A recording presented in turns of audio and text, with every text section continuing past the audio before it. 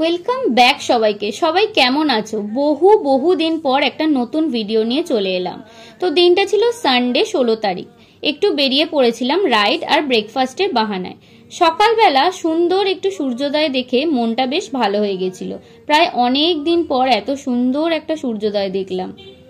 তো আমরা চলে এলাম আমাদের গ্যারেজে গাড়ি নিতে। গাড়ি নিয়ে এবার আমরা বেরিয়ে পড়বো। আর এই দেখো একটা ছোট্ট পুচকে সদস্য আমাদের সাথে যোগ দিয়েছে। তো লোকেশন সেট করে আমরা গন্তব্যের উদ্দেশ্যে রওনা দিলাম।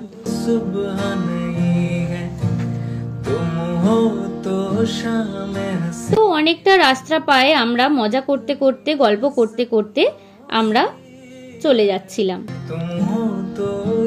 তো ফাইনালি পৌঁছে গেলাম আমাদের লোকেশনে। আমাদের আজকের লোকেশন ছিল এক্সপ্রেস ধাবা, যেটা দিল্লি রোডের ওপরে। আর জায়গাটা দেখছো কত সুন্দর। তো চলো ভেতরটা আমি তোমাদের একটু অল্প করে দেখিয়ে দিই। দেখো আমি কিন্তু অতটা প্রফেশনাল ব্লগার নয়, তাই যতটা আমার মতো পেরেছি তোমাদেরকে দেখানোর চেষ্টা করেছি।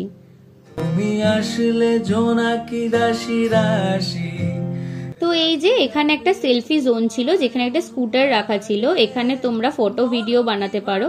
তো আমি বলছিলাম এই স্কুটিটা নিয়েই আমি আজকে বাড়ি যাব। তো এটা একটা সিটিং এরিয়া ছিল, যেটা এরকম ছাউনি দেওয়া ছিল, টেবিল চেয়ার পাতা ছিল, আর এখানেই আমরা বসেছিলাম। তো এরকম সিঁড়ি দিয়ে উঠে একটা প্রাইভেট জোন টাইপের ছিল, যেই জায়গাটা ছিল খুবই সুন্দর। হয়তো রাতের বেলা এর সৌন্দর্য আরো সুন্দর। তো আমরা চা আর বিস্কিট খেয়ে অর্ডার করে দিলাম আমাদের ব্রেকফাস্ট, যেটাতে ছিল পুরি, তরকারি, ডিম সেদ্ধ আর মিষ্টি। এই পুরো প্লেটটার দাম নিয়েছিল 60 টাকা।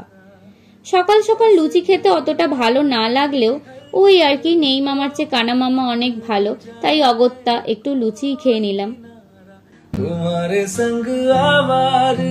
এরপর সবাই মিলে একটু ফটো ভিডিও তুলে রিলস বানিয়ে দেন একটু পুচকুর সাথে অনেকটা গল্প করে নিলাম, অনেকটা মজা করে নিলাম।